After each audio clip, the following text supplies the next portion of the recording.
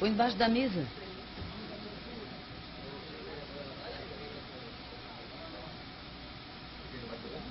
Fica escondido, né? Tá bom? Eu digo porque fica escondido, fica feio assim. Não? Lá ninguém vê? Não? Só eu que vejo do clube. Mais alguma coisa? Ah, isso é ótimo. Ótimo. Tu vai embora hoje? Ah, amanhã tá aqui.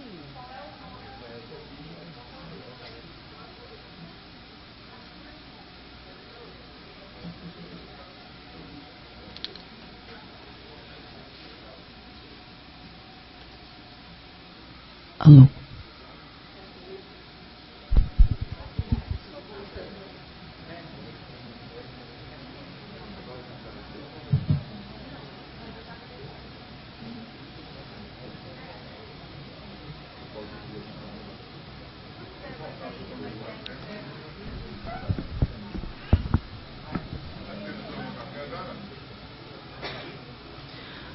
Bom dia a todos. Queremos mais uma vez agradecer a presença de vocês aqui nesse evento. Dar novas formas de abordar a educação física, assumindo postura contemporânea, com vistas à qualidade da intervenção dos profissionais. Assim, para iniciarmos essa manhã, os trabalhos dessa manhã, convido o professor Ricardo Catunda para fazer o seu cumprimento inicial. Bom dia a todos. Mais uma vez, com bastante alegria e motivação, começamos o fórum de hoje, esse fórum que é aqui realizado na cidade de Foz do Iguaçu. A minha saudação a todos os colegas, professores de Educação Física do Brasil, que nos acompanham pela internet, de maneira especial os que aqui se encontram neste ambiente. Dizer que ontem tivemos a palestra Realizações e Entraves para a Legitimação da Educação Física Escolar, sob a percepção do CONFEF, com o presidente do CONFEF, professor Jorge Stenhilmer, e parabenizo o professor que se encontra aqui assistindo, junto com os demais, pela boa repercussão que teve a sua fala, o que mostra que nós estamos num direcionamento e faz com que os colegas possam refletir, e muito mais que refletir, pensar em ações para a educação física na escola. Para hoje é com alegria sempre, e nós teremos o prazer de ouvir a professora doutora Iguatemi Martins, a falar sobre a formação da educação. Questões relevantes sobre a formação em educação física para a atuação na escola, preparando o professor e vivenciando a licenciatura. Para esse debate, nós vamos convidar a professora Iguatemi Maria de Lucena Martins, que é da Paraíba, possui um vasto currículo, né? É licenciada em Educação Física, mestre em Educação, doutora em Ciências do Desporto, é professora associada da Universidade Federal da Paraíba, onde foi pró-reitora de graduação. Atuou na Secretaria de Educação Superior do Ministério da Educação, onde foi diretora de programas de graduação. Foi também diretora de avaliação da Educação Superior do INEP, MEC, e membro da Comissão de Ensino Superior do CONFEF. Docente da Universidade Católica de Brasília, onde foi pró-reitora de administração. Então, professora Iguatemi, hoje a fala é sua.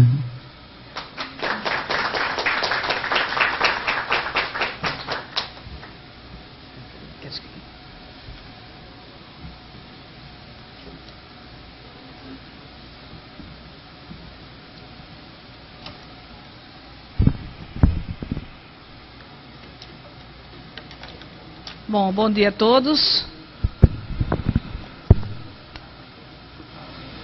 Ok? Bom dia a todos.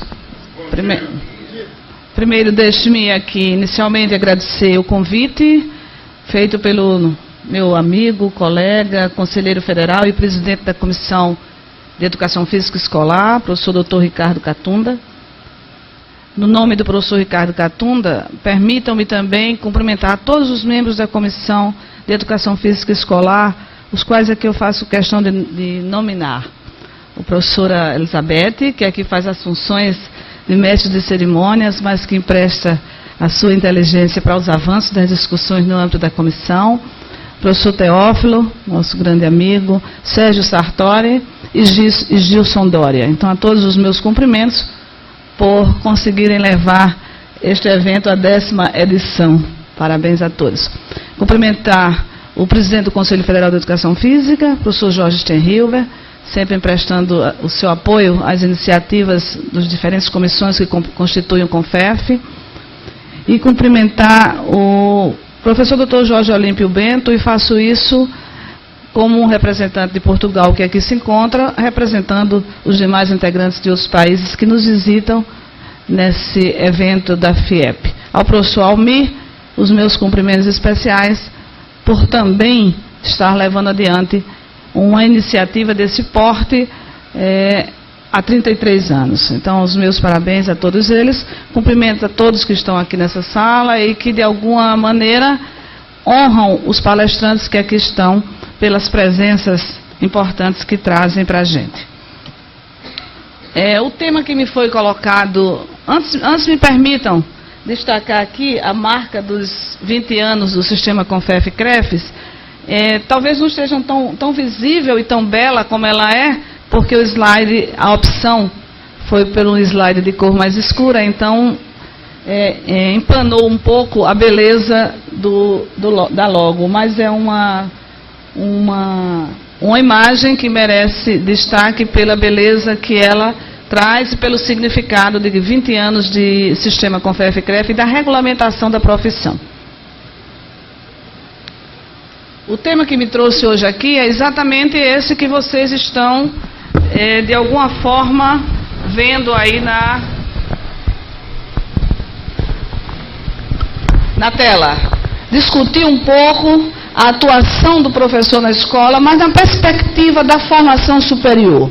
Eu, como membro da Comissão de Ensino Superior e Preparação Profissional do CONFEF, não poderia fazer essa abordagem que não fosse por esse ângulo.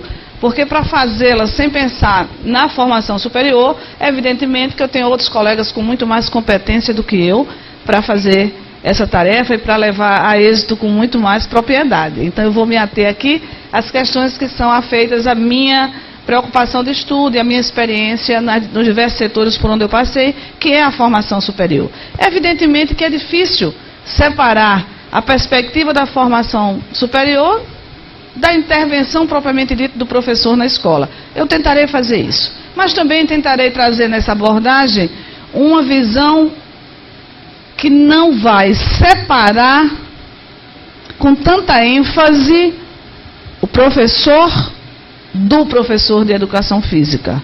Para entender o que faz o professor de educação física, para entender a formação do professor de educação física, precisa-se também compreender a formação do professor.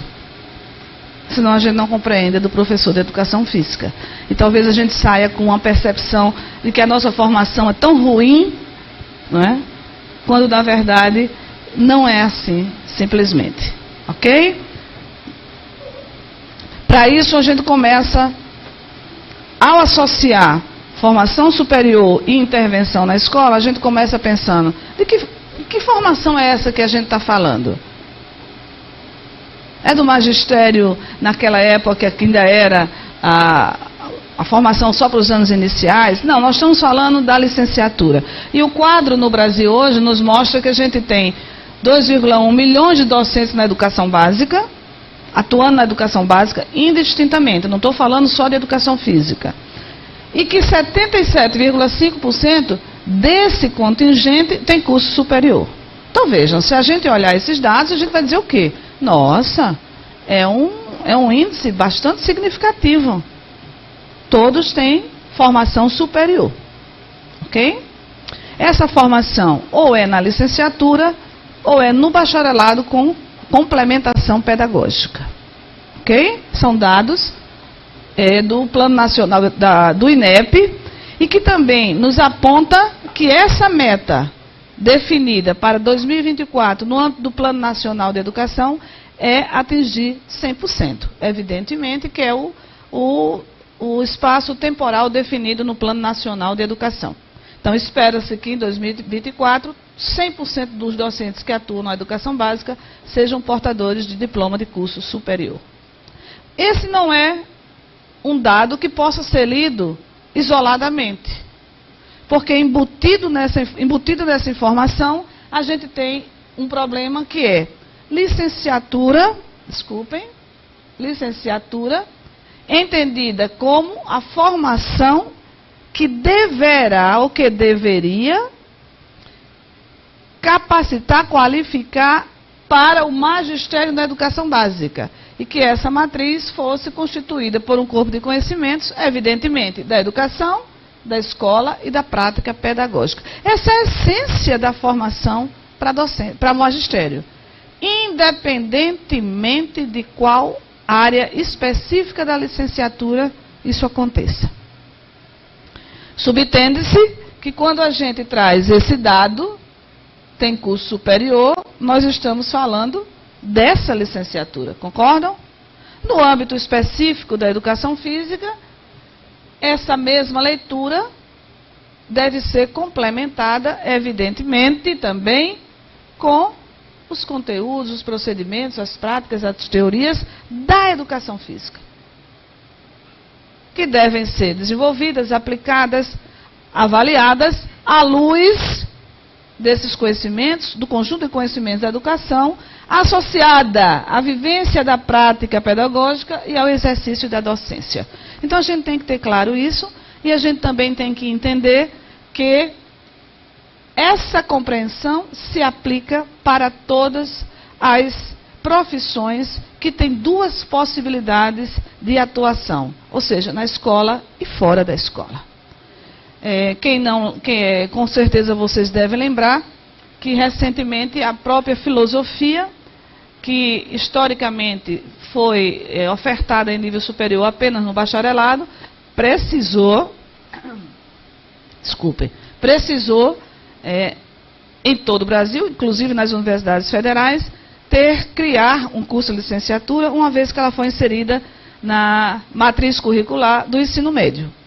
Então, foi preciso criar um curso de licenciatura para que os docentes pudessem, os egressos desses cursos de filosofia pudessem atuar na educação básica. Então, isso é uma normativa que se aplica a todas as áreas do conhecimento que levam os seus egressos ao magistério da educação básica.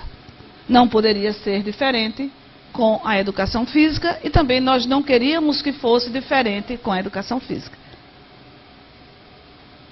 Chega de sermos tratados diferentemente do conjunto das licenciaturas que formam para o magistério. Muito bem, avancemos. Aquela meta do PNE, ela deve ser lida compreendendo que isto aqui deveria ser a licenciatura, que é essa que nós falamos, mas que naquele conjunto está embutido algo que é a verdadeira razão da preocupação também. Ou seja, é preciso ter docentes dos anos iniciais do ensino fundamental com curso superior na área em que leciona. Não é só o fato de ter o curso de licenciatura, mas ter na área em que ele leciona, que é o indicador chamado adequação por disciplina, que é avaliado no âmbito do INEP. Nesse particular, evidentemente que a meta do Plano Nacional da Educação é sempre atingir 100%. Como é que o Brasil está? Com 46,9% dos seus professores da educação básica atuando na área em que são formados. Ok? Quando a gente vai para o ensino médio, aqueles professores que têm licenciatura na área em que lecionam na escola, aumenta um pouco, passa para 59,4%. Então vejam que aquele 74% geral, ele precisa ser relativizado quando a gente faz essa diferenciação. Ok? Aqui, não vou dizer que reside um grande problema, mas que precisa ser equacionado. E isso eu estou sempre falando numa perspectiva global da formação de professores. Vamos então ver como é que isso fica na nossa área. Como está essa adequação por disciplina? Ou seja, quem leciona educação física no ensino médio é um professor que não tem formação na área? Vejam que não. Quando nós vamos ver a relação das disciplinas, nós vamos ver que a educação física desponta aqui com 76,2% dos professores com formação na área de educação física. Esse é um cenário que a gente precisa compreender. Evidentemente que esse cenário, se for particularizado numa análise mais profunda, pode nos levar a concluir que essa concentração é toda em uma determinada região do país e em outra não, que é um terceiro problema a ser examinado. Mas se a gente ficar nesse nível, a gente vai ver que no ensino médio a educação física está numa posição comparativamente prestigiada em termos de nós possuirmos no quadro de professores egressos dos cursos de licenciatura em educação física. Vamos ver nos anos finais do ensino fundamental. Qual é esse comportamento?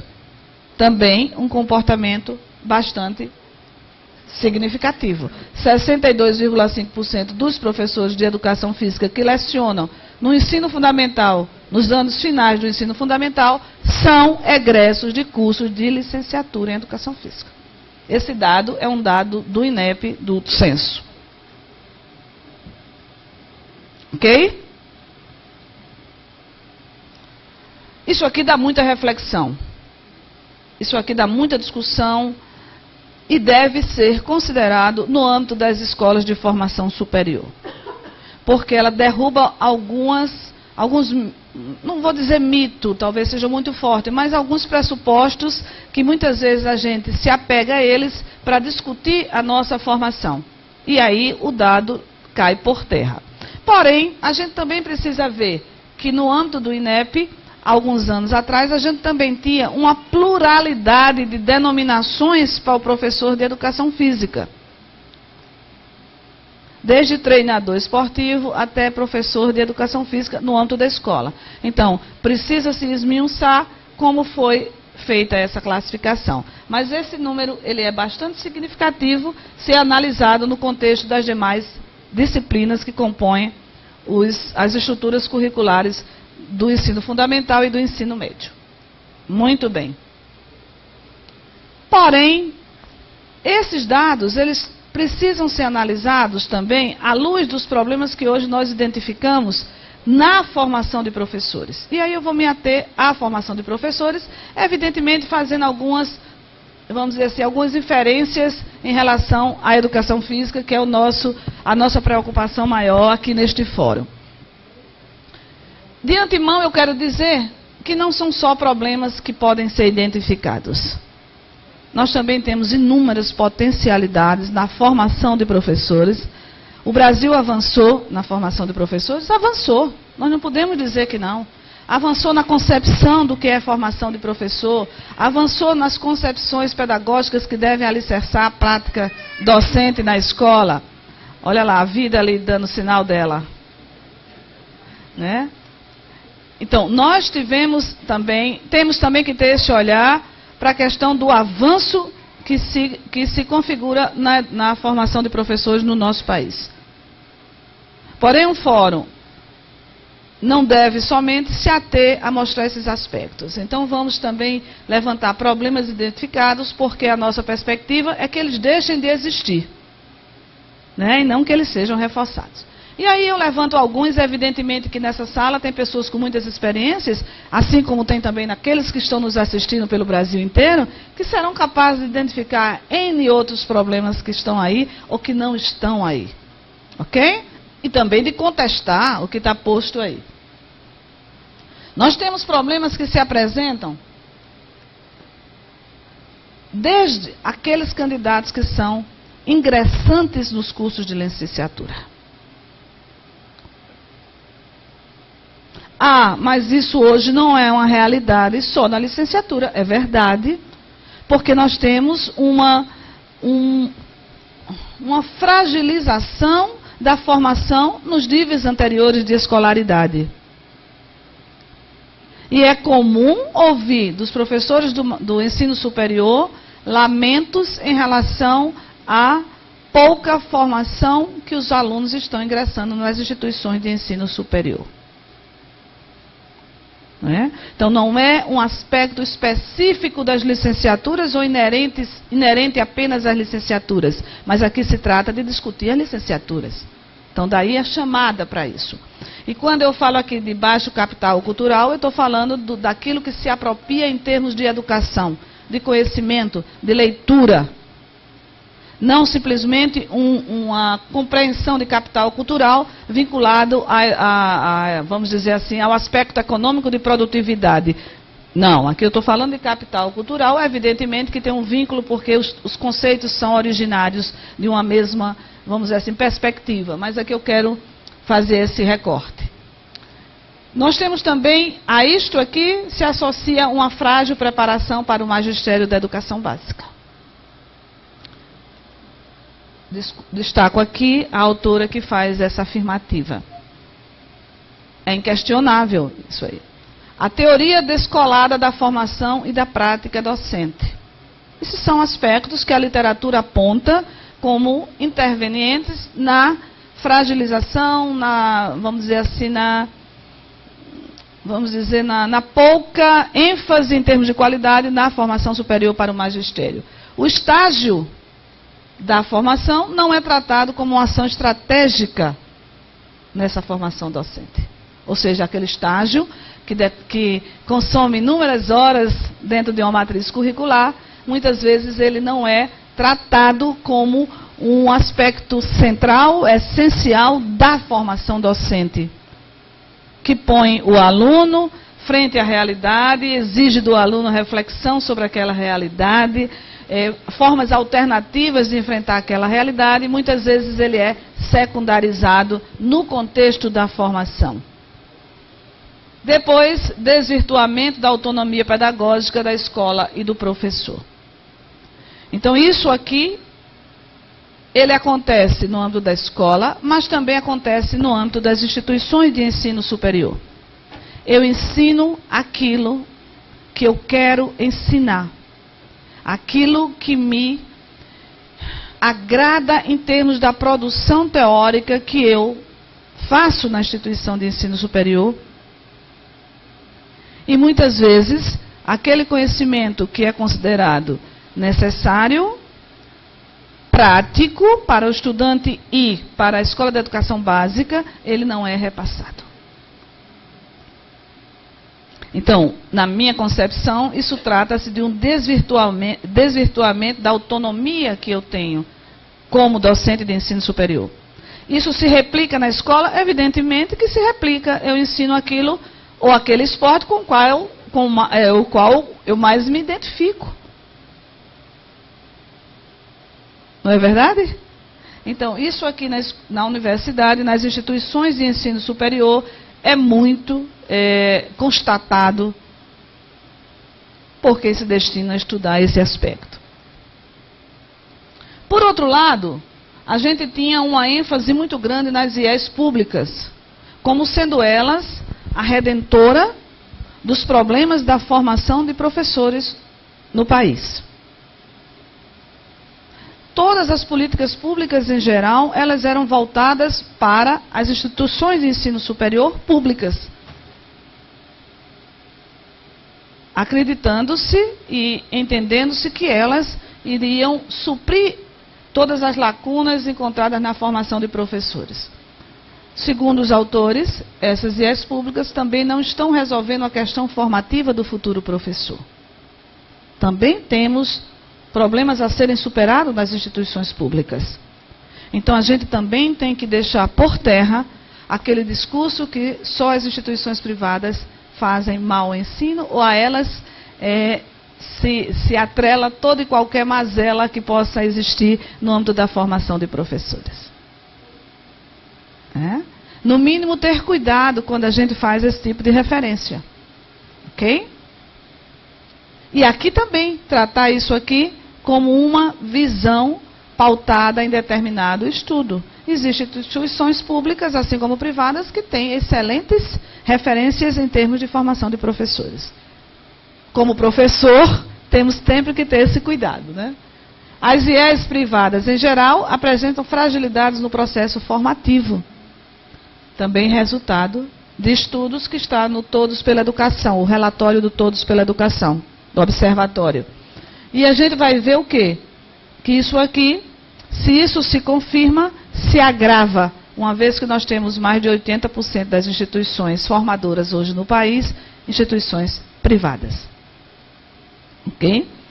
Pouca articulação dos centros formadores, ou seja, das redes educacionais com as escolas. Não é verdade? Então, muito distantes daquilo que é a realidade da escola e a formação. Eu não estou trazendo nenhuma novidade. Isso é constatado por todo e qualquer estudioso da formação de professores no Brasil. E digo mais, avanço não só da formação de professores. Hoje, estágio em qualquer área de conhecimento no nosso país é um problema. É um problema. O ensino superior cresceu assustadoramente. Há uma demanda estúpida para estágios e nem sempre os campos de estágio avançaram na mesma direção. Outro problema que eu considero muito grave: alterações curriculares das licenciaturas sem avaliação da aplicabilidade da anterior e do seu impacto social e profissional. Então, mudam-se resoluções, criam-se novas, sem que se avalie as anteriores. O que não deu certo, o que deu certo, qual foi o impacto que isso teve na escola, qual foi o impacto que isso teve na aprendizagem dos estudantes, na formação dos professores. A gente já tem uma nova. Então, a gente tem no nosso país quase que um histórico das instituições formadoras de fazerem mudanças curriculares. É constante. Mudam-se as resoluções, leva-se mais 1 ano, 2 anos para adequação da formação àqueles novos ditames legais, e com pouco tempo aquilo muda-se outra vez. Ah, mas isso é salutar, porque as coisas mudam, a educação muda, mas precisa-se de tempo para consolidar uma experiência, para consolidar uma normativa. É necessário que se avalie aquela normativa para que ela seja alterada. Então, não há uma consolidação de uma formação, muito menos uma avaliação para que se proponha alterações. Simplesmente se muda. Muito bem. Some-se a isso tudo aquilo que é assim, seríssimo no nosso país e que tem que ser levado ao conhecimento dos professores, dos futuros professores, que são os fatores excludentes do sistema de ensino. Muitas vezes, a taxa de evasão, ela é um indicativo de penalização das instituições de formação de educação, seja em nível superior, seja no âmbito da educação básica, para as escolas, no financiamento, no fomento da educação. Mas aqui dentro, a gente tem que pensar, e aí o professor Ângelo vai falar, evidentemente, dessas questões. O Observatório de Todos pela Educação, ele traz esses aspectos como aqueles que mais excluem os estudantes, os jovens do sistema de ensino regular. A vulnerabilidade social, a baixa renda, a gravidez precoce, a violência, o trabalho infantil, a deficiência e a residência na zona rural. Como a gente pode associar isso a um indicador que fomenta recursos para a educação? Qual a capacidade instalada que as instituições formadoras, as instituições escola, têm para lidar com isso aqui? Evidentemente que a educação tem que ser pensada no conjunto das políticas públicas, não isoladamente. Porém, vejam que são questões estruturantes que afetam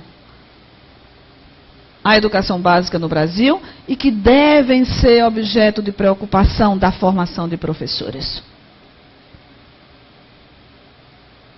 A gente analisa os currículos dos cursos de licenciatura e a gente faz isso no âmbito de um convênio entre o MEC e o CONFEF, que existe para todas as áreas de formação superior, para as profissões regulamentadas.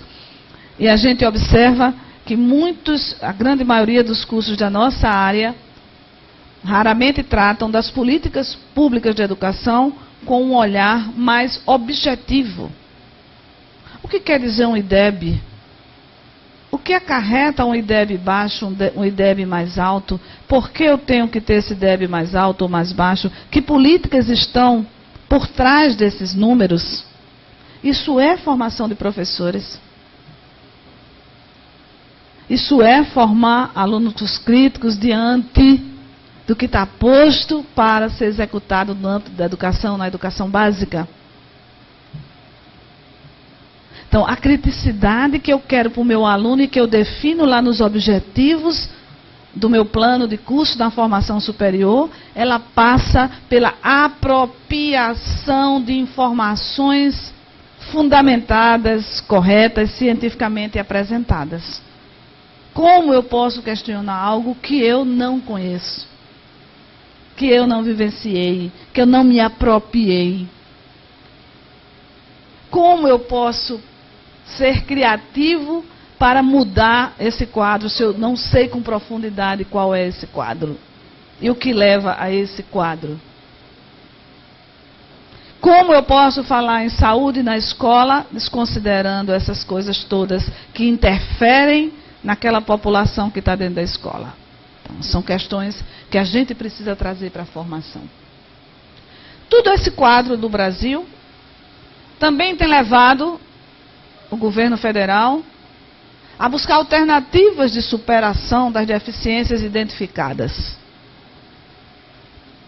E a gente tem inúmeros programas para a formação de professores. Olhem só. Isso aqui se consome uma quantidade de recursos públicos inquestionável. Programa de formação presencial à distância, PIBID, Programa Institucional de Bolsa de Iniciação à Docência. Tive o prazer de participar da criação disso aqui. Programa de apoio ao campo, Prodocência, um dos primeiros programas de apoio às licenciaturas, Prolinde, Rede Nacional de Formação Continuada, UAB, agora o mais recente, lançado esse ano, Programa Nacional de Residência Pedagógica. Os professores vão ter uma residência pedagógica, igual os profissionais da área de saúde. Está se delineando, é um programa de abrangência nacional. Tudo isso são tentativas de suprir lacunas na formação, de resolver problemas de professores em áreas que ainda não têm professores, o que é preciso fazer chegar à educação básica, né, na perspectiva daquela de atingir a meta dos 100% do Plano Nacional de Educação. Então, isso são programas que consomem muitos recursos públicos na formação de professores. Precisamos conhecer isso aqui na formação superior. Precisamos discutir essas coisas na formação superior do professor, seja ele de educação física, de matemática, do que for. Programas emergenciais para suprir lacunas da licenciatura. Programas emergenciais para colocar nos bancos universitários aqueles professores que já estão há inúmeros anos lecionando na educação básica e não têm ainda formação. E tem outra questão também que não está aqui incluída e eu fiz de propósito. É a questão da educação à distância. Hoje, praticamente, a formação de professores no país, ela é feita à distância. Ah, você é contra a educação à distância? Não, não sou contra a educação à distância. Não sou. Porque as fragilidades que tem na educação presencial também tem na educação à distância. Agora, evidentemente, que tem áreas que precisam, e tem populações de alunos universitários que precisam da presença do professor ao seu lado. Que precisam da condução mais efetiva do professor. Da figura do professor, como mediador daquela relação de ensinar e de aprender.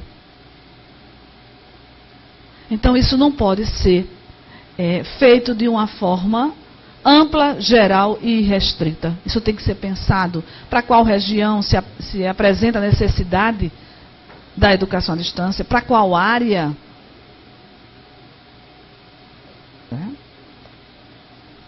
Muito bem. Onde é que não tem curso presencial que a educação à distância precisa chegar?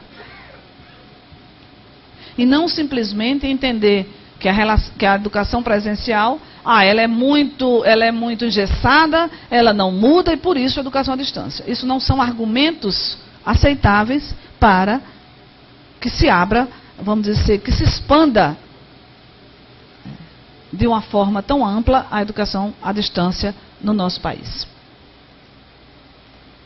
Nesse conjunto de preocupações que a gente tem na formação do professor, de uma forma geral, quais seriam os desafios e as perspectivas da formação dos professores de educação física? Aí, mais uma vez, eu digo que esse professor é aquele que vai associar aqueles conhecimentos com o da educação física para atuar na educação infantil, no ensino fundamental e no ensino médio. Aí vão dizer assim, não, mas ele não atua na educação física infantil.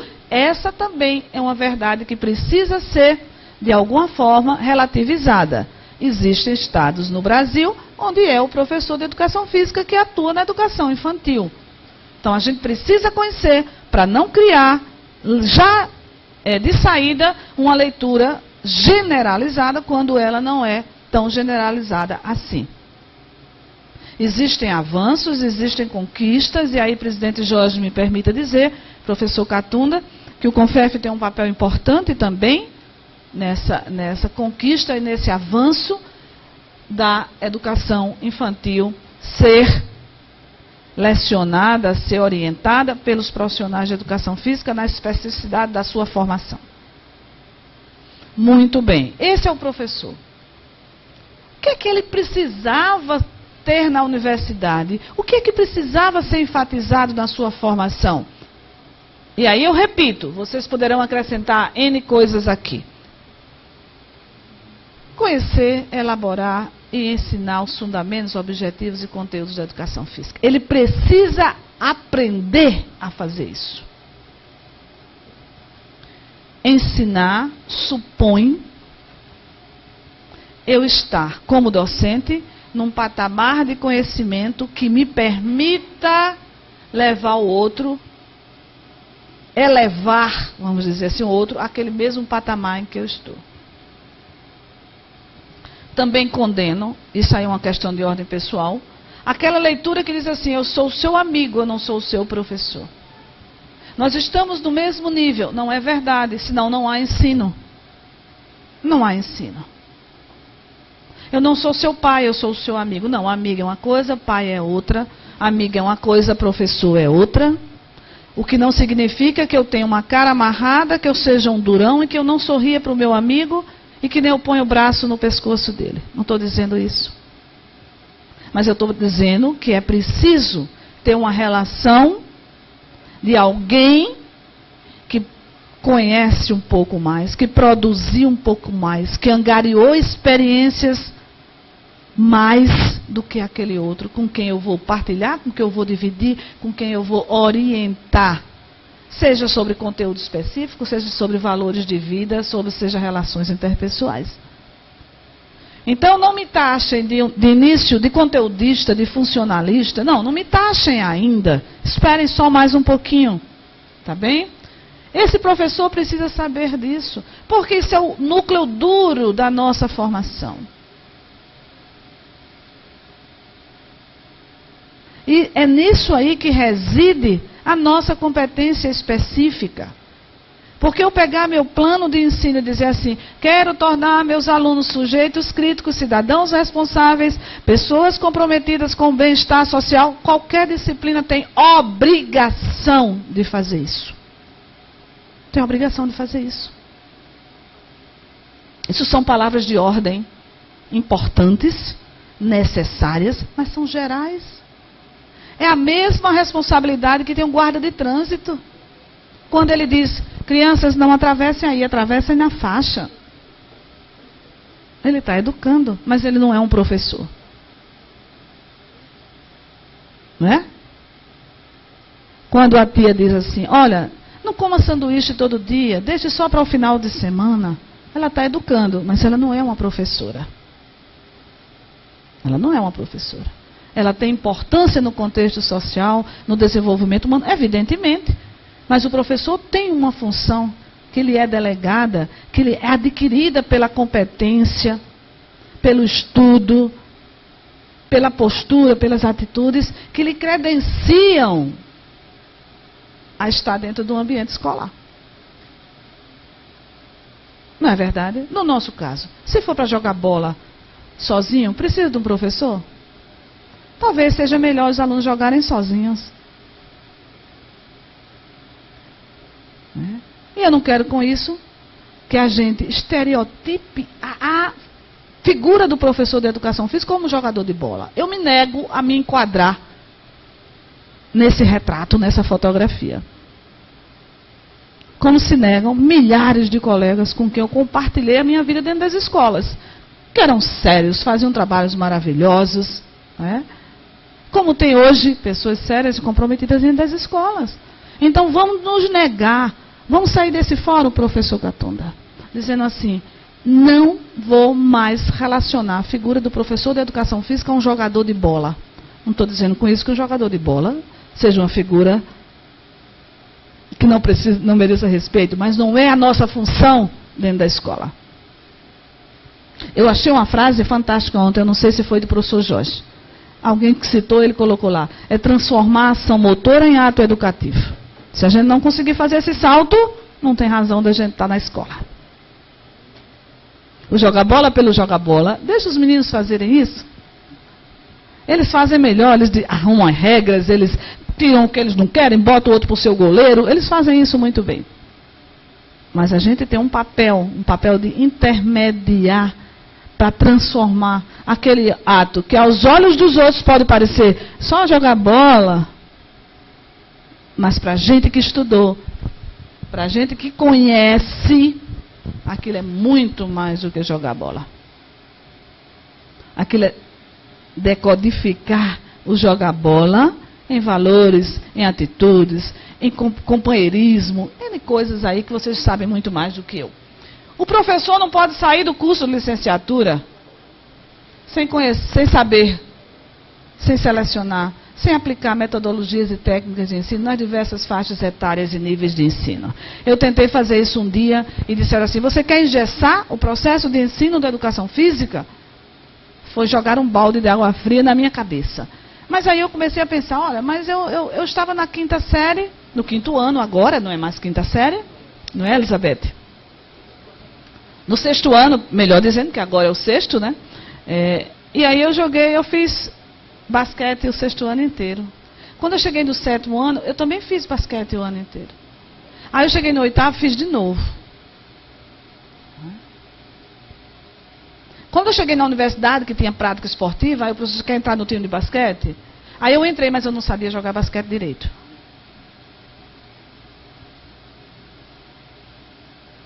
Não é verdade?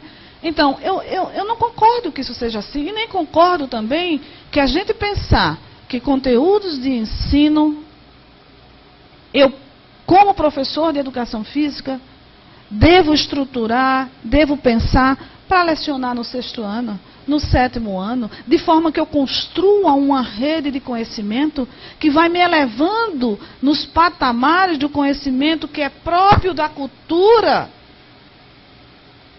da atividade física, do exercício físico, do esporte, do que a gente quiser chamar. Como eu faço isso? Para que meu aluno diga assim: poxa, se eu faltar essa aula hoje, amanhã não vou saber fazer direito isso. O aluno não vê, o aluno não sente, o aluno não apreende essa construção do conhecimento. Mas aí eu pergunto: a gente está aprendendo isso no nosso curso de formação superior? A gente está tendo a oportunidade de exercitar essa elaboração teórica? Não posso responder por todas as instituições, eu não fiz estudo para isso.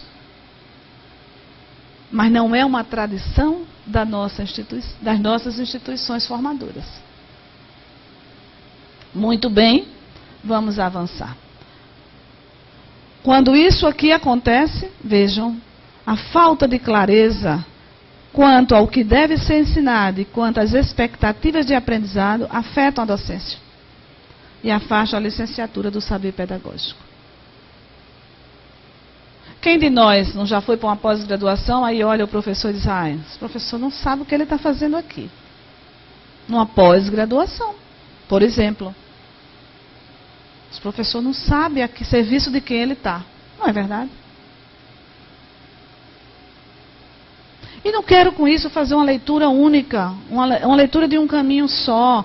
É o conteúdo, é tudo que... Aí se resume ao conteúdo. Não estou dizendo isso. Não vejam por esse caminho. Mas eu quero dizer que sem uma base sólida de conhecimento sobre aquilo que é a nossa área de intervenção, a gente não avança. A gente não avança. Eu dizia muito assim, a gente vai dar uma aula de dança e diz assim, junta a turma inteira que nunca fez nada, diz, criem, vamos lá, todos criem um movimento para a dança, a sequência musical é essa, todo mundo fica assim olhando um para o outro.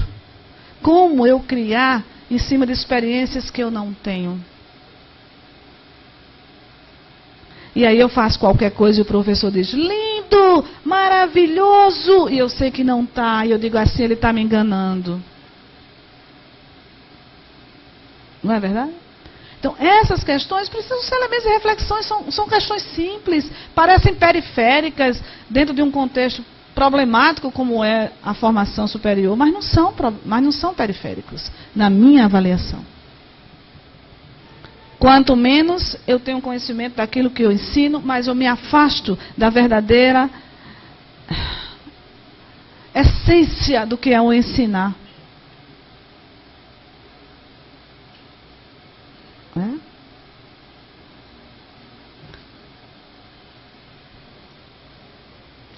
Aí eu peguei Paulo Freire. Por que você pegou Paulo Freire? É tão antigo. Mas porque ele é tão referenciado pelos colegas da educação. Evidentemente que não só por isso. Paulo Freire, em termos de propostas e de unanimidade, né? Em termos daquilo que ele avançou com os seus questionamentos. E olha o que ele diz. Olha o que ele afirma.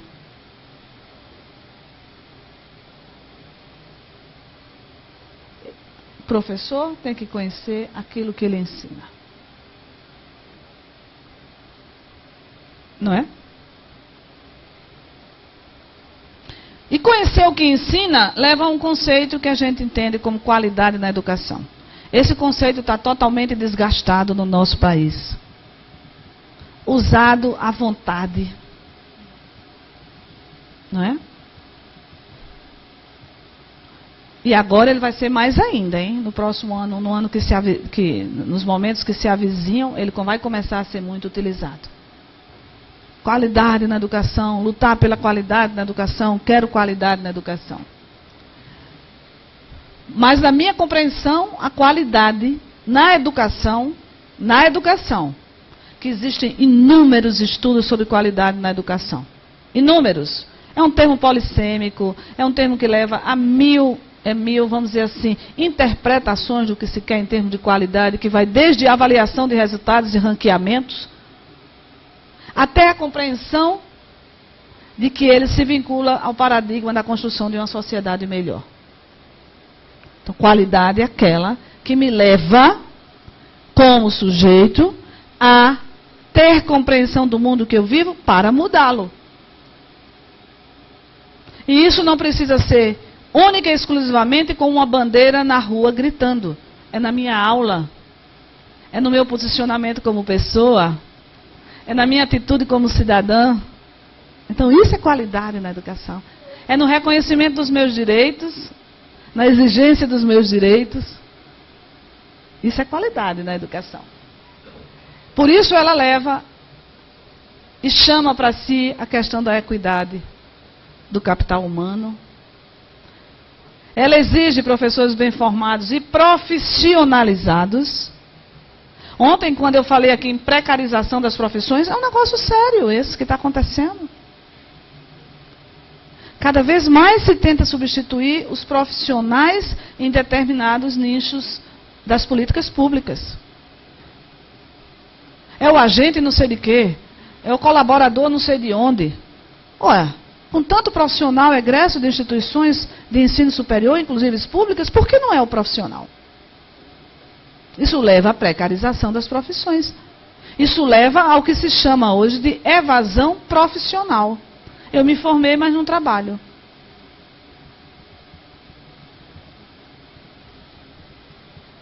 Isso passa pela atração, pela retenção e também pelo desenvolvimento, sejam de alunos nos cursos superiores, sejam de alunos nas escolas públicas. Muito bem.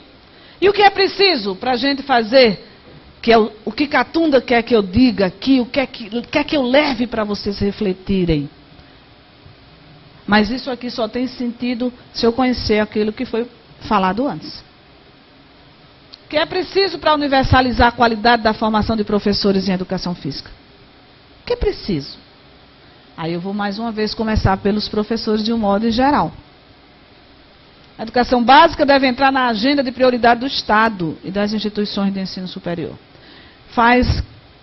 Vou dizer do meu tempo, tá? Faz pelo menos 20 anos que isso aqui é uma meta a ser atendida. Vou botar 20 só aí, que é um tempo que eu consigo, de memória aqui, situar. Depois, os currículos das licenciaturas devem reforçar a prática de ensino e aproximá-las da realidade da escola. Há 20 anos também se diz isso. Para isso se criou, por exemplo, o PIBID, que o professor vai à escola. O futuro professor, acompanhado de um professor, atuando junto com o professor que está na escola. Mas o PIBID não pode resultar só em paper. O PIBID tem que ser avaliado, dizendo assim, o que é que realmente ele trouxe de mudança na formação do professor. Ele é para todas as licenciaturas, o PIBID. Um programa muito interessante. A formação continuada não deve se limitar a suprir lacunas da formação inicial. A questão da pesquisa na formação de professores é um tema recorrente. Durante muitos anos, foi questionado porque não se falava em pesquisa na formação de professores.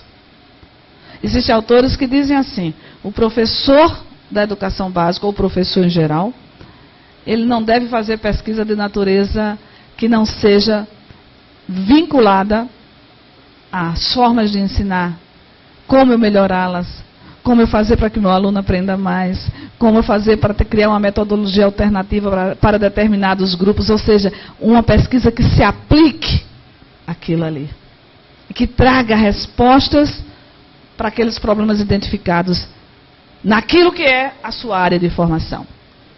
Deve existir perspectivas de empregabilidade concretas e motivadoras para os professores. Isso é um problema seríssimo. Quem de nós que está aqui nessa sala alimenta uma expectativa que quando o seu filho termina a universidade ele não tem emprego? Ninguém, em sã consciência. Ora, ou isso é encarado pelas políticas públicas, ou fica outra lacuna. Não é à toa que essa questão aqui, se vocês pegarem a resolução 2 de 2015 do CNE, ela tem pelo menos 10 artigos que tratam disso. E essa resolução trata da formação para o magistério. Se vocês pegarem um Plano Nacional de Educação, ele vai ter lá 4, vamos chamar 4 indicadores, não é bem esse o termo, que tratam da formação de professores. 2 são esse aqui. Ou seja, é um problema concreto. Como resolver? Aumentou 6,1% o piso salarial. Aí os estados dizem não pago. Mas o problema da formação não pode se resumir a isso. Mas eu devo ser consciente de que eu tenho que lutar por isso enquanto professor.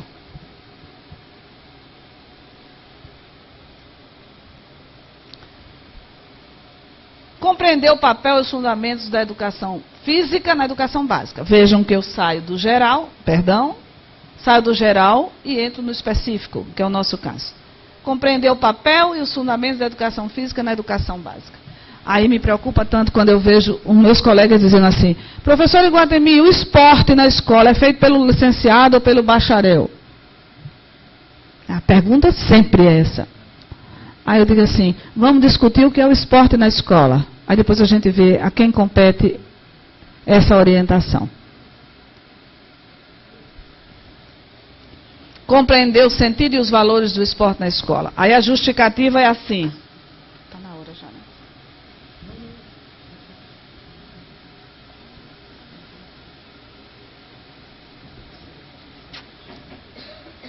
Obrigada, Catunda. Compreender o sentido e os valores do esporte na escola. Aí me justificam assim. Mas os jogos escolares brasileiros, ou seja, a gente deixou o foco da escola e centrou toda a nossa atenção na estrutura organizacional do esporte nacional. Eu nunca vi ninguém dizendo assim, vamos reestruturar essa política dos jogos escolares no Brasil à luz dos sentidos e valores que o esporte deve ter na escola. Eu nunca vi. Eu vi a gente se adequando, ou adequando esses sentidos e valores para responder a uma política do esporte dos jogos escolares. Não é verdade? Até mesmo para analisar e dizer assim, não, essa política está corretíssima, é assim mesmo que deve ser. E o sentido e os valores do esporte na escola devem ser esses. Pronto, está resolvido. Nós equacionamos um grande problema na nossa história da educação física brasileira.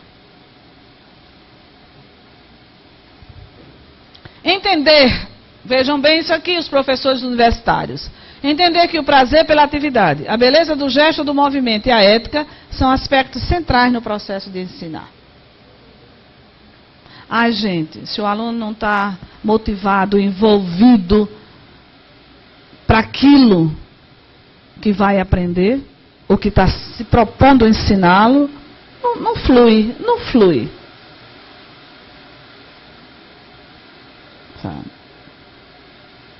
O sentido de excelência naquilo que se faz.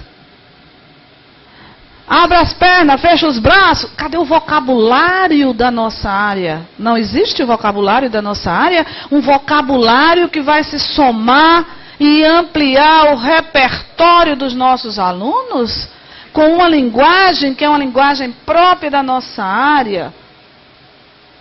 E ele vai chegar em casa e vai com um vocabulário rico e a família vai dizer, nossa, meu filho fala coisas que eu antes nem sabia o que era.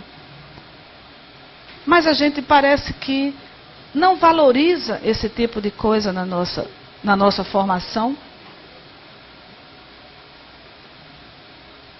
Ora, que mal há em eu saber que existe uma diferença de terminologia, de compreensão entre fazer uma fila e fazer uma coluna, e fazer uma... O que mal há nisso? Por que eu estou engessando e por que eu estou enquadrando meus alunos dentro de uma determinada ideologia? Isso são conceitos que compõem a nossa área de formação, que compõem a nossa área de conhecimento, e que nós temos por obrigação socializar esses conceitos de uma forma prazerosa,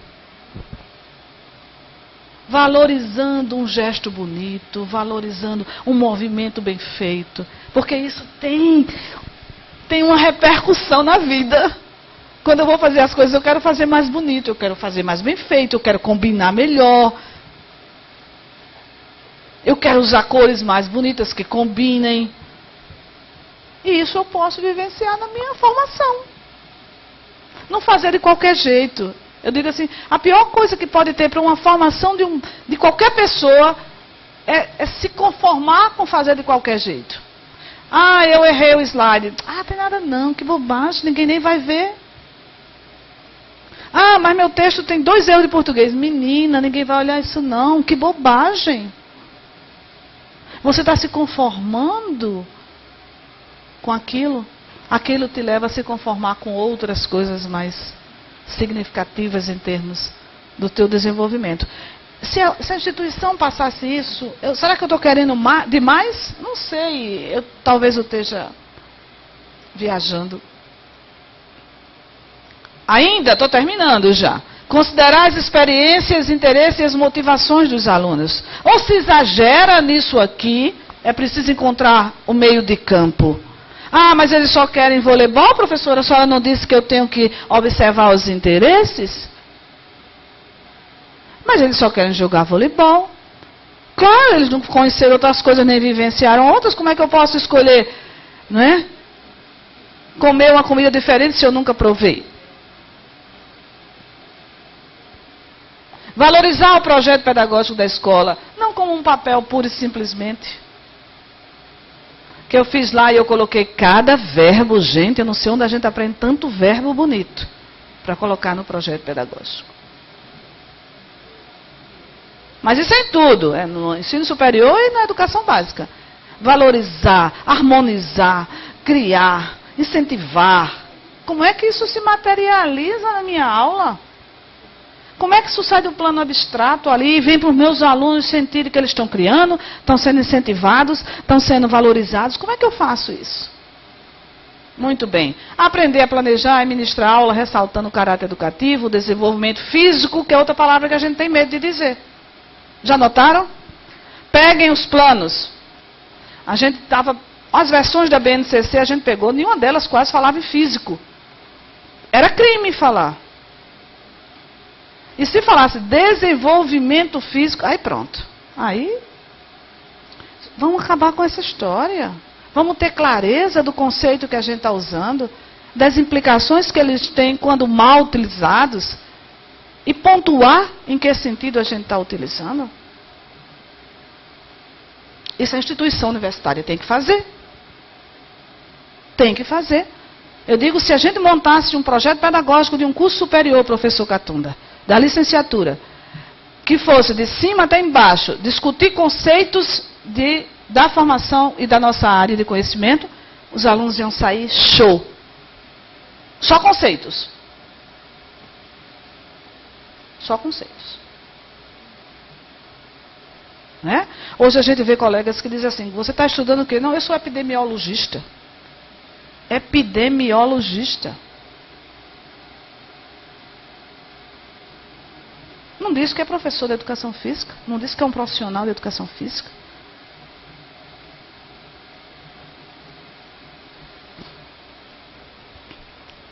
O trabalho crítico e criativo e o associativismo. Isso se deixou muito de lado na nossa área. Chega no ensino médio, os meninos trazem uma declaração da academia, sozinho dentro de uma academia, correndo numa esteira. Aí traz, entrega e é aprovado em educação física. Sozinho dentro de uma esteira, o menino de 17 anos, pensando no Enem, fazendo aí, me dá a declaração, o professor entrega na escola e está liberado da educação física. E esse caráter aqui, que a gente tanto fala nos nossos planos, onde é que ele fica? A menina faz lá o balé, a aula de balé, não tenho nada contra, adoro, acho lindo, maravilhoso. Isso que não é a turma da escola, que não vai formar laços de amizades para sempre, né? E que na educação física isso é tão bom de fazer, né, professor Selby? Tão fácil, né? Muito bem. Mas tem que ser oportunizado, se não for, não acontece. Do mesmo jeito que a gente leva nossos filhos para passear no parque para sentir o ar puro, se ficar dentro do apartamento, eles também não vão ter isso. Muito bem. Vejam, eu não vou colocar tudo isso, vai dar 58 slides, né? Que a educação física permite que a gente faça. Isso não é meu, isso é da cartilha que o Confef publicou com a editora Abril. Veja, tudo isso está escrito lá. O professor Catunda participou desse material, né? Vejam quanta coisa rica. Também não vou ler, vocês podem pegar a cartilha, que é um material riquíssimo, aquilo ali. É para os pais, dizendo numa linguagem, quem me dizia onde que tinha que ser uma linguagem bem tranquila, foi Fabiana, que me dizia assim, alguém tem que falar numa linguagem mais, que chegue a todo mundo, inclusive quem não é da área, que era o caso dela. Olha, a cartilha diz isso. Olha que coisa, está na moda isso aqui, é uma questão atual. Quando eu digo moda, não é no sentido de ridicularizar, é que está à frente agora do nosso tempo, discutir mais do que ninguém isso aqui faz. Olha, eu me lembro há tantos anos, quando não se falava nisso, a educação física abdicou de separar as turmas por menino e meninas. A gente já fez isso há tanto tempo. Aí hoje eu vi, ontem o professor Jorge também mostrou, a educação física reafirma o bullying. Estava numa citação do professor Jorge. Eu não quero acreditar nisso. Eu não quero acreditar nisso. E eu digo sempre, professor Bento, que a educação física, nesse ponto, ela é castigada. Porque as outras aulas das outras disciplinas, elas acontecem em ambientes fechados. Tenta entrar numa sala onde está havendo uma aula de matemática, por exemplo. De português, você não entra para não perturbar. Consequentemente, o que acontece ali fica entre 4 paredes. Nossa área não. Nossa aula não. Nossa aula acontece no campo, na pista. Todo mundo e a vizinhança inteira está olhando o que você faz. E tudo é passível de ser caracterizado hoje em dia como bullying. Meu filho, venha para aqui para frente da fila que você é o menor. Nossa, chamou meu filho de menor? Disse que ele era o menor da turma? Meu filho sofreu bullying? Nem sempre isso é bullying. Vamos relativizar essa compreensão sem menosprezar a importância que ela tem. Mas vamos compreender isso dentro de um contexto daquilo que está sendo feito. Senão a gente vai enlouquecer. Muito bem. Então isso aqui é só para reforçar. De novo, lá vem ele. Para nos dizer que a aprendizagem dos educandos tem a ver com a docência dos professores, com a sua seriedade, que não é sisudez, com a sua competência científica, com a sua amorosidade, com o seu humor, com a clareza política que ele tem, com a sua coerência, assim como todas estas qualidades têm que ver com a maneira mais ou menos justa ou decente como os professores são respeitados. Em nenhum momento ele despreza a competência científica, mas a ela ele associa amorosidade, humor, clareza política. Né? Na educação física, se eu fosse traduzir o que ele diz, eu fazia esse quadro. Direito de todos os estudantes a uma educação física de qualidade, ministrada em todos os níveis por professores de educação física qualificados e bem remunerados, num ambiente físico adequado, com equipamentos de qualidade, com gestores responsáveis. Sou terminantemente contra confundir criatividade com sucateamento de material e de instalações. Terminantemente contra. Eu não tenho bola. Então faz uma bola de meio. O professor de educação física é tão criativo. Isso só serve para aprofundar o fosso que separa a escola pública da escola privada. Na escola privada eu tenho bolas de todas as marcas, melhores do mundo, mas na escola pública pode ser uma bola de meia. Pode ser um elástico em vez de uma rede de voleibol. Por quê? Porque eu não vou, estudando da escola pública e professor da escola pública, querer que o meu aluno se aproprie dos bens culturais que a humanidade consagra. Na especificidade da educação física, que não tem nada a ver com um dia eu querer fazer um festival, desenvolver criatividade, como é que eu posso jogar voleibol, jogo com peteca, jogo com... Isso é outra coisa.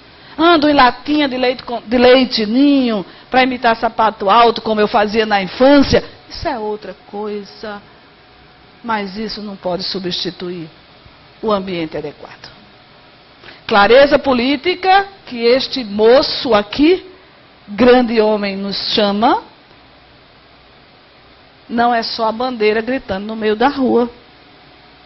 Mas é clareza política para dizer, isso aqui não passa. Para entender que eu preciso ter gestores responsáveis na educação pública, na minha escola.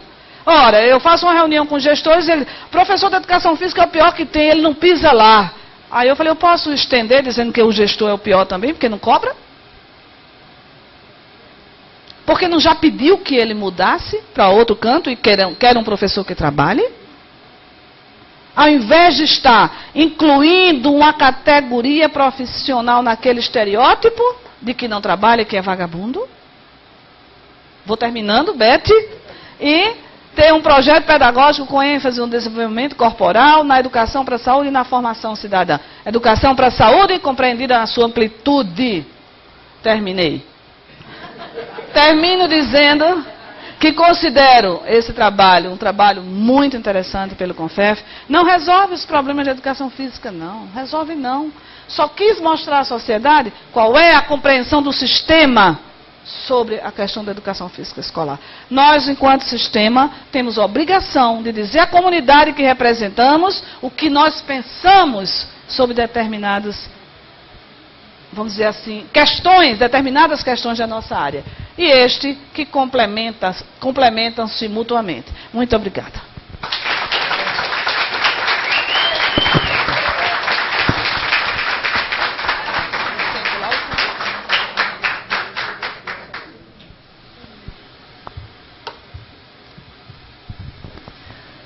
Depois a professora Iguatemi, então, será convidada a retornar à mesa para o nosso debate final. E avisar também a todos que as perguntas ficarão para após a palestra do professor Ângelo, que nós vamos convidá-lo agora. Então, para essa segunda parte do nosso trabalho, nós teremos a palestra Atuação do Professor de Educação Física, o Olhar Sociológico. Para nos ajudar a entender a nossa sociedade e as formas que interagimos uns com os outros e com as estruturas institucionais. Compreender as formas de interação que temos uns com os outros, nossas organizações, os fenômenos sociais observados na realidade dos indivíduos, na sociedade e todas as suas ramificações, componentes e integrantes. Então, para essa tarefa e para essa reflexão, nós vamos convidar o professor Ângelo Luiz de Souza Vargas, que é do Rio de Janeiro. O professor Ângelo é bacharel em Direito, licenciado em Educação Física, é mestre em Educação, doutor em Ciência da Motricidade e doutor em Educação Física. Professor adjunto da Faculdade Nacional de Direito da Universidade Federal do Rio de Janeiro, professor da Secretaria de Educação do Estado do Rio e professor da Universidade Estácio de Sá. Então, professor, será um prazer ouvi-lo. Fique à vontade.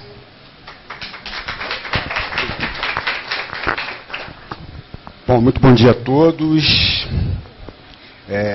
Inicialmente, os meus sinceros agradecimentos, orgulhosos agradecimentos pelo convite da coordenadoria desse evento, da professor Catum, da professora Elizabeth, do presidente Jorge Steinhilber, presidente do nosso Conselho Federal.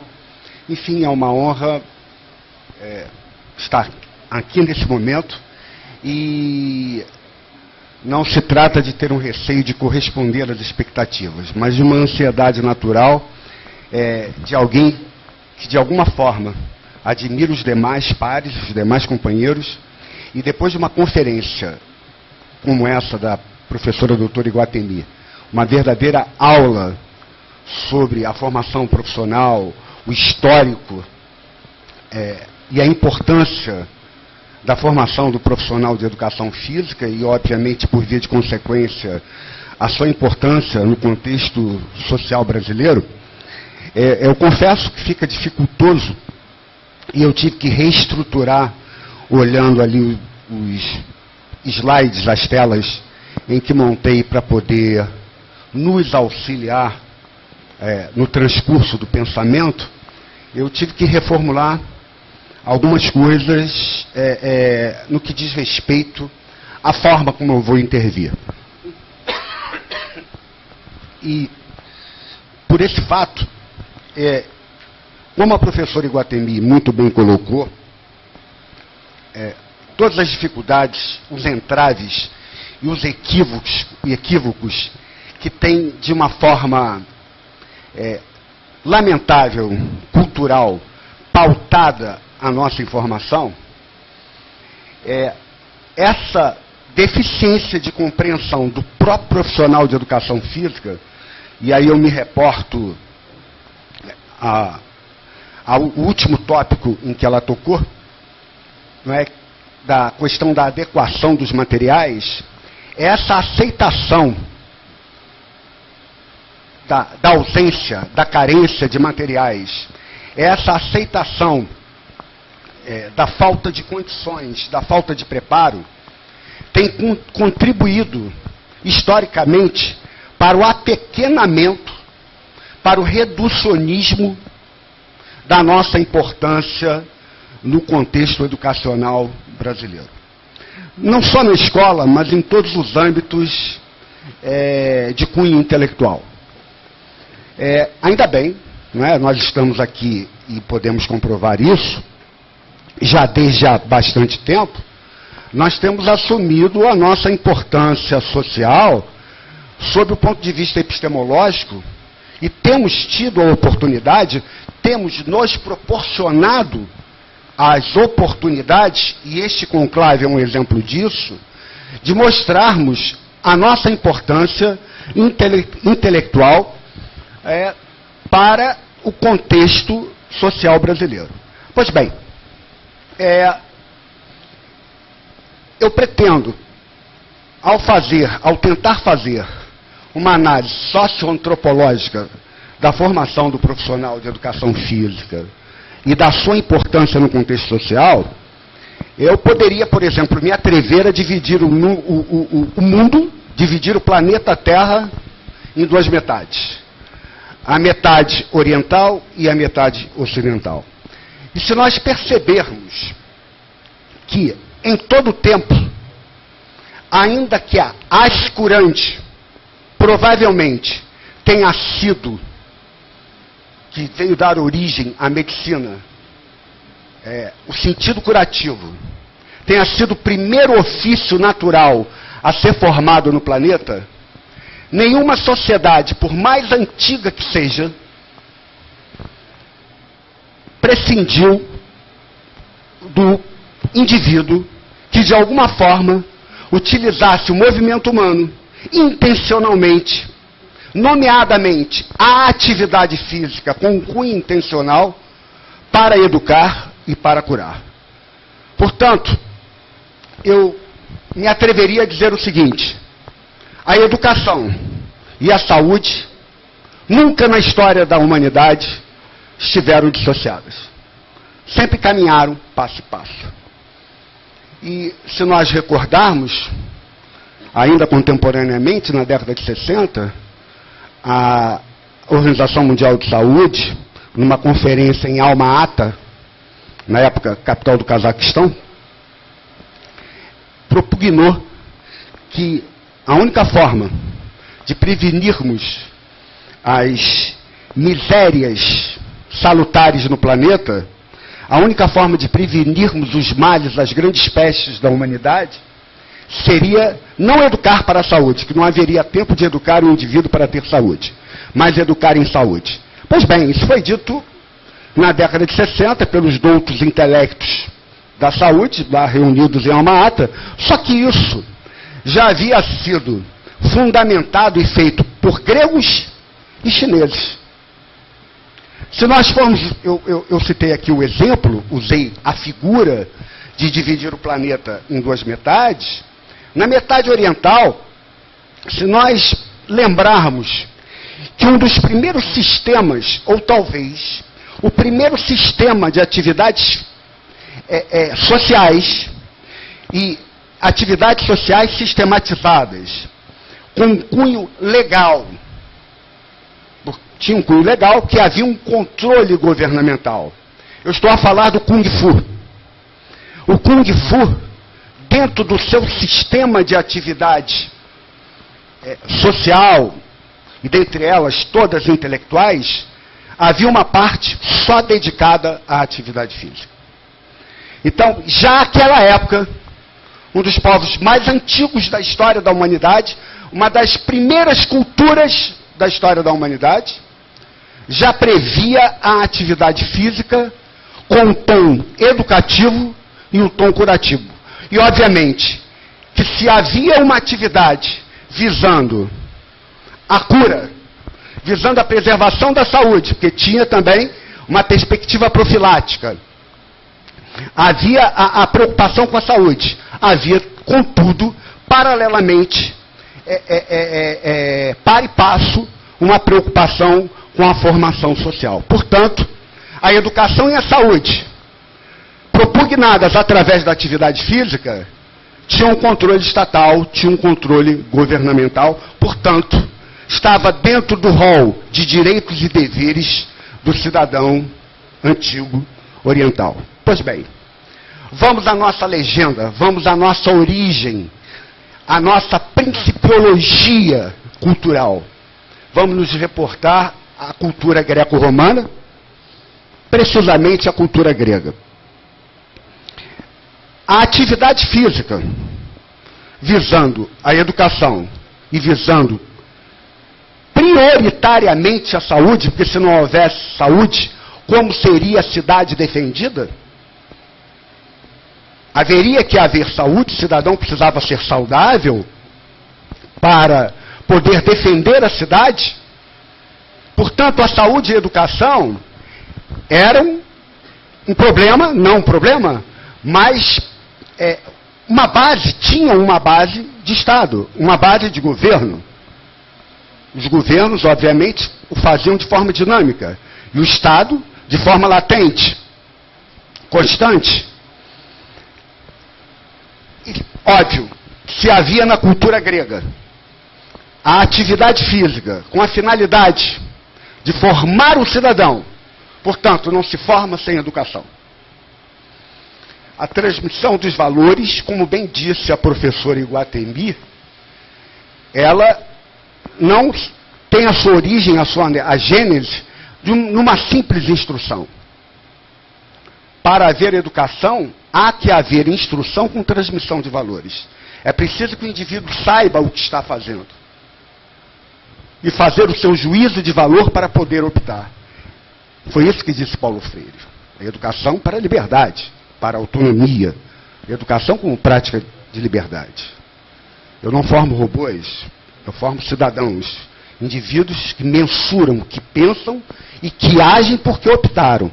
Pois bem, foi assim na cultura grega, e obviamente, se tinha a formação do indivíduo através da atividade física, visando a formação do cidadão, havia alguém que dinamizasse, que seria o responsável por essa atividade. Eu me furtei de dizer que na cultura chinesa, o Shong, o Kai Shong, era um indivíduo que tinha no seu pescoço, enrolado no seu pescoço, um couro de cobra, e era ele o indivíduo que era responsável pela dinamização dos exercícios culturais, dos exercícios físicos, com finalidades culturais para as crianças e os adolescentes dentro do sistema Kung Fu. E, correspondente a ele, na cultura grega, o pedótriba, ou pai do tribo, nós vamos encontrar na literatura clássica, as duas nomenclaturas sem tradução, e esse indivíduo, como bem colocou a professora Iguatemi, papel e função social são coisas completamente distintas sob o ponto de vista sociológico. A função social, ela é legal. Todo profissional, quando é formado, quando nós somos formados e fazemos o nosso juramento durante as nossas formaturas, aquele ato solene, e eu costumo sempre dizer que aquele juramento, ele é o preâmbulo, ou o primeiro princípio, ou se quiserem, artigo do Código de Ética do Profissional de Educação Física, porque é aquele momento em que juramos, diante da sociedade, fazer o melhor possível para educar e preservar a saúde. Então aquele é o primeiro pacto social, sob o ponto de vista de Rousseau. Eu ali assumo o contrato social, quer dizer, eu torno legal aquilo que já me é legítimo pela formação que eu adquiri na universidade. Portanto, a formação profissional, como colocou a professora Iguatemi, ela me dá, ou ela me faculta, eu não sou obrigado, eu posso fazer o curso superior e nunca exercer a profissão, mas o cabedal de conhecimentos, o rol de conhecimentos que eu adquiro na escola, que eu adquiro na universidade, me dá uma expectativa de papel, cuja função já é garantida pelo Estado. E é essa a função do Conselho Federal de Educação Física, inclusive. O Conselho Federal, eu costumo dizer, é a mano longa do Estado, é o braço do Estado, garantindo à sociedade o melhor serviço do profissional de educação física, com a sua função precípua de fiscalizar educando. Essa é a função do Conselho Federal. Pois bem, retomando a gênese aqui desse tópico, do assunto, a formação do profissional de educação física na universidade nos garante uma função social. E é em cima desta função social que nós temos tido sistematicamente discussões e entraves para compreensões. E eu não tenho a menor dúvida, vocês vão ver daqui a pouquinho, ao final desta minha intervenção, e vão entender por que eu estou a dizer isso, eu não tenho a menor dúvida que estas discussões, que não são nada epistemológicas, não são nada fundamentados nos aspectos técnicos do conhecimento, não só acadêmico, mas também com conhecimento técnico, aquele que a gente adquire sistematicamente, cotidianamente, no nosso fazer técnico. Esta nossa função, ela está garantida pelo Estado, que é de garantir à sociedade o melhor serviço através da atividade física. Pois bem, essa é garantida.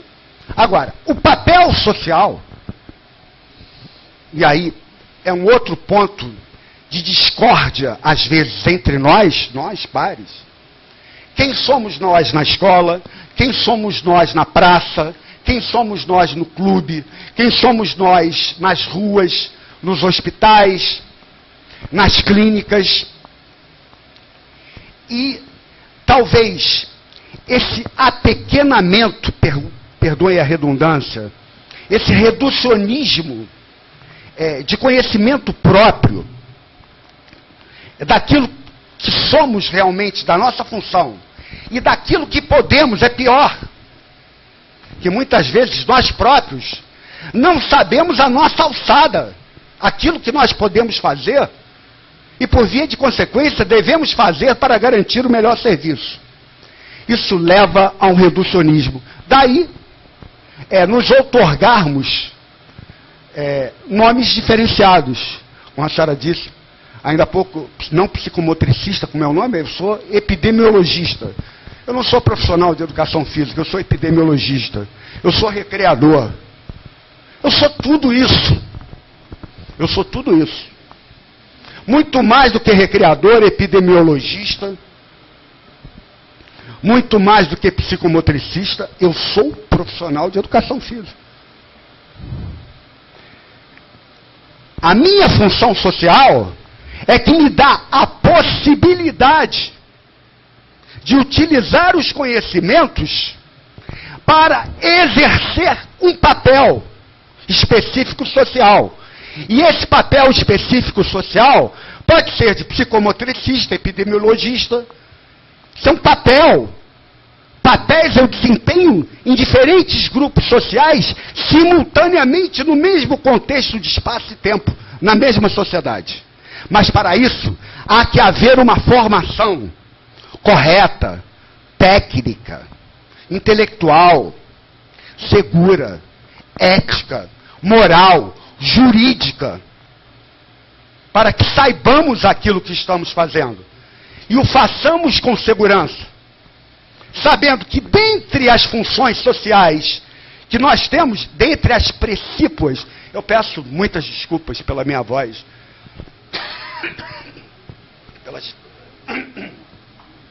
pelas dificuldades que eu estou tendo em função de um problema de saúde que tive nos últimos dias. Muito obrigado. Sei que a voz está afinando, hora sobe, hora desce. Vão relevando, por favor. Relevem, por favor. Vou tentar superar. Mas, portanto, há uma função que é uma função precípua, que o profissional de educação física não pode deixar de lembrar, não pode deixar de perceber. Que é a sua função jurídica. Aquela de garantia, que foi feita no juramento, no dia da sua formatura, e que garante a sociedade. Aquele juramento ético, ele passa a ser uma cláusula jurídica, porque quando nós adquirimos a nossa cédula de identidade, que é o que nos dá o direito de exercer a profissão, aquela cédula de identidade, ela não só me dá o direito de exercer a profissão, como me dá como um viés, porque todo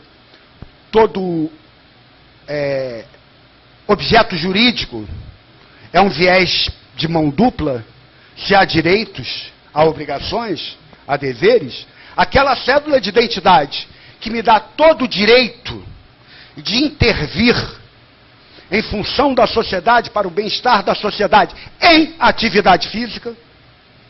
Não interessa se eu sou epidemiologista, se eu sou psicomotricista, se eu sou recreador, se eu sou treinador. Há uma questão jurídica muito séria. A técnica, a boa técnica, passa a ser um imperativo jurídico. Já o era ético. Daí a grande importância, declinada ainda há pouco aqui, da formação intelectual do profissional de educação física. A necessidade da atualização dos cursos, dos currículos, da seriedade com que nós tratamos, da mesma forma, no mesmo viés, no mesmo diapasão, as instituições públicas e as instituições privadas. Afinal de contas, o profissional que dela será produto irá intervir na mesma sociedade. E a esse profissional será incumbido o dever, a obrigação de zelar pelo bem-estar, pela segurança da sociedade. Então, nesse viés jurídico, que muitas vezes o profissional de educação física, na própria universidade, não é preparado para isso, em grande parte dos cursos, a disciplina ética é negligenciada, os cursos de formação de profissionais de educação física, uma das grandes críticas que eu faço. E, obviamente, que se ele não conhece a ética, obviamente que ele é pouco estimulado a fazer uma reflexão moral da sua função social e dos papéis sociais em que ele poderá ou irá desempenhar. Se ele não é estimulado a fazer uma reflexão moral, se ele a ele não é facultado ou possibilitado o conhecimento de assimilar, de se apoderar do conhecimento ético, ele estará muito pouco empoderado para ter um conhecimento jurídico acerca da sua ação técnica, da sua ação profissional. Pois bem, eu creio que nesses 10, 15 minutos, que aqui eu impostei aquilo que eu penso da origem sociológica da nossa formação, da antropológica, eu vou tentar dizer alguma coisa daqui a pouquinho, fica muito claro para nós, inequívoco eu diria, a nossa importância social no contexto da sociedade contemporânea. A complexidade da nossa formação. Os riscos que corremos como profissionais. Óbvio, hoje, assim como existe o pacto social que é consubstanciado nas sociedades positivadas, como é o Brasil, através da lei,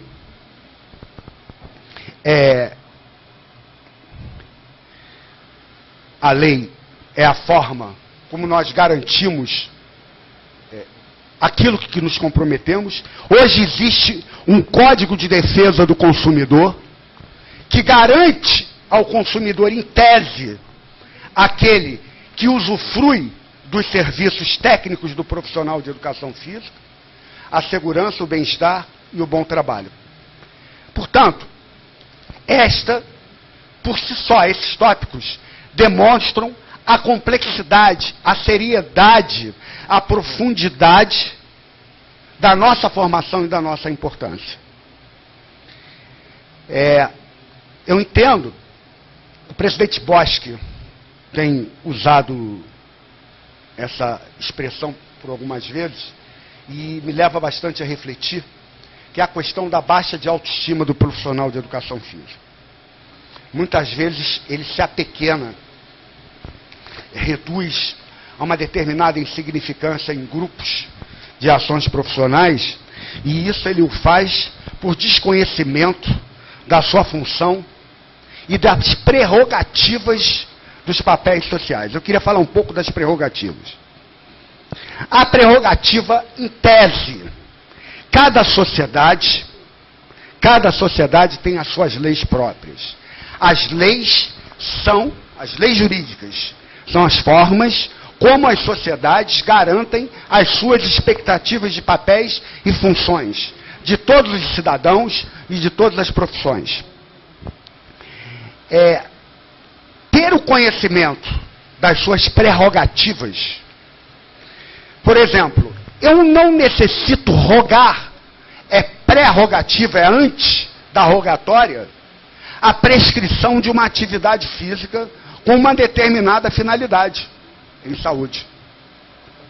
Desde que eu conheça o objeto interventivo, desde que eu conheça o momento, o contexto e a pessoa ou as pessoas às quais eu vou intervir. Isso é uma prerrogativa. É um direito que eu já adquiri no momento em que eu requeri o meu registro profissional, obviamente, com a devida antecedência, com a minha formação técnica na universidade, né, que é a forma como o Estado me dá a expectativa de papel de exercer a minha função social, que eu só passo a ter no momento em que eu tenho o registro profissional. Portanto, eu sou identificado como um profissional de educação física e passo a ter o direito de agir como tal. Pois bem, finalmente eu vou passar aqui o primeiro slide. Não, eu desliguei. Portanto, o objeto interventivo do profissional de educação física. Vamos tentar acompanhar. Primeiramente, a grande discussão, a grande temática. Nós somos profissionais da saúde ou somos profissionais de educação?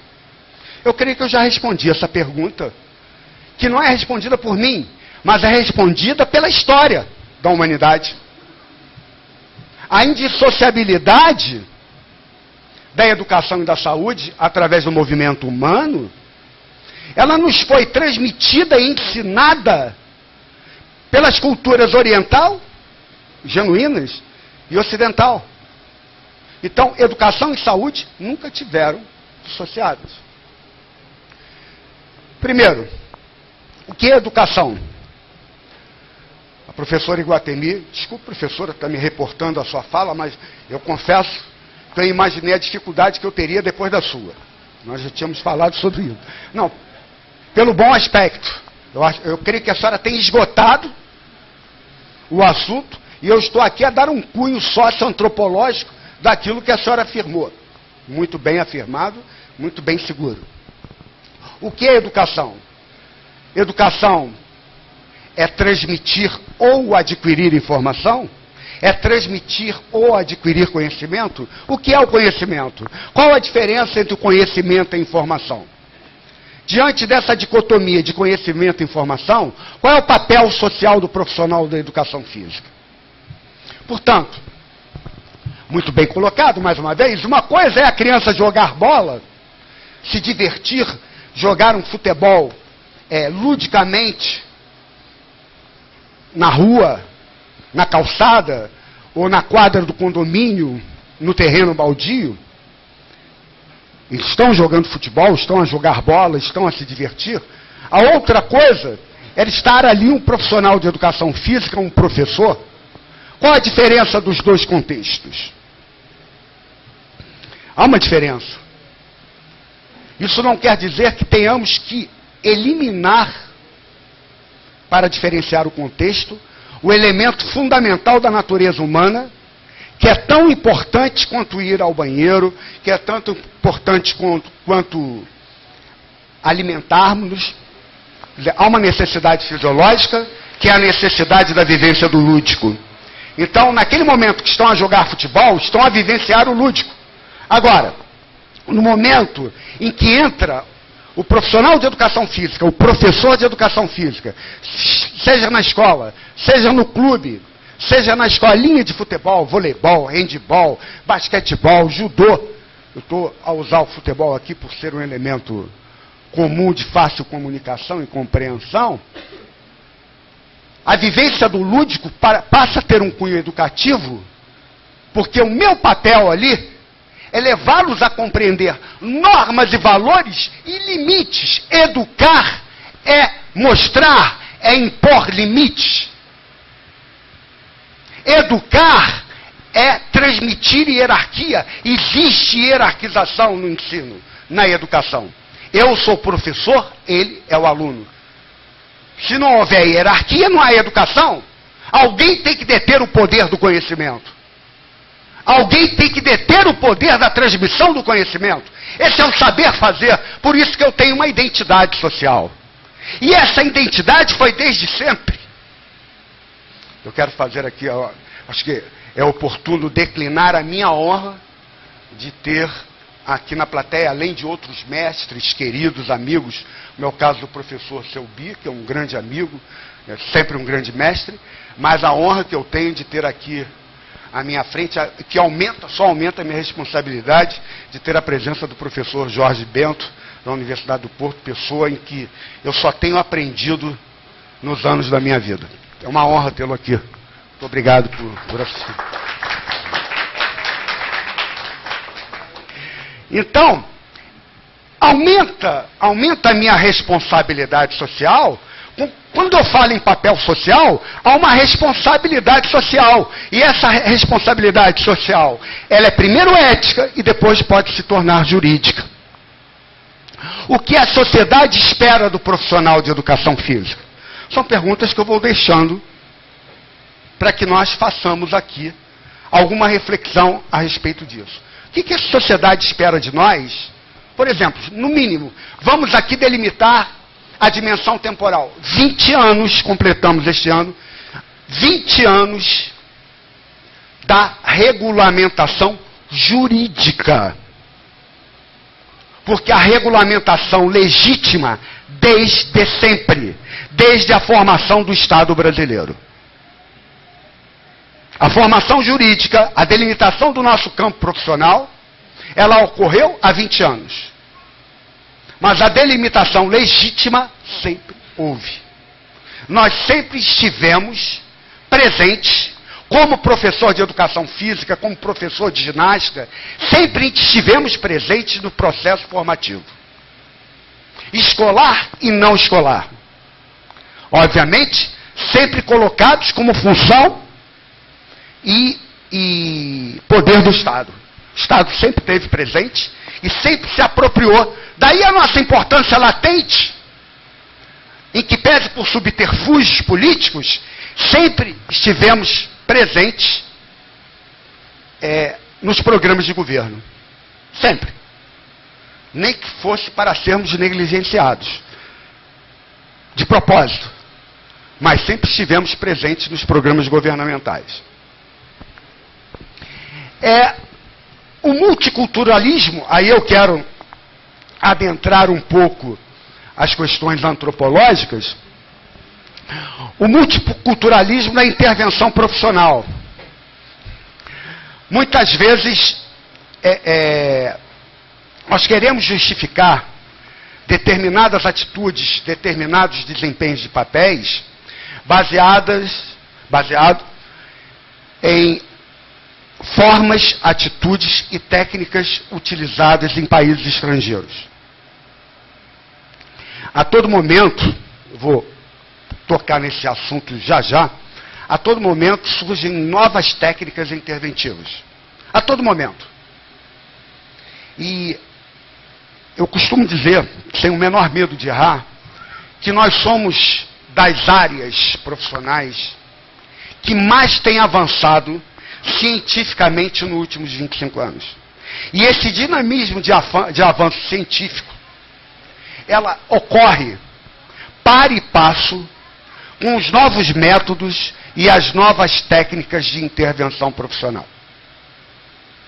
Obviamente, que isto tudo, potencializado pelas redes sociais, pelas redes de comunicação, que fizeram desmoronar todas as fronteiras, que ainda, né, todos os muros fronteiriços que nos impediam de ver a casa do vizinho. Então, na figura de Lipovetsky, como ontem disse aqui o professor Rony à noite, nós vivemos uma era da hipermodernidade em que todos estamos presentes em todos os lugares, em todos os momentos, de todas as formas, sem ao menos pedirmos licença.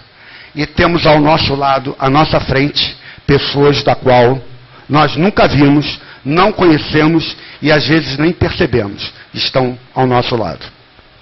Isso é uma figura da hipermodernidade.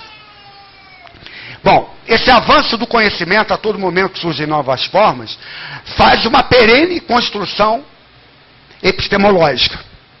E, obviamente, que aí com crossfit, com cross dance, com jump power, só para citar alguns, obviamente, que surgem novas formas, ou seja, a legislação tem que se adequar. Por quê?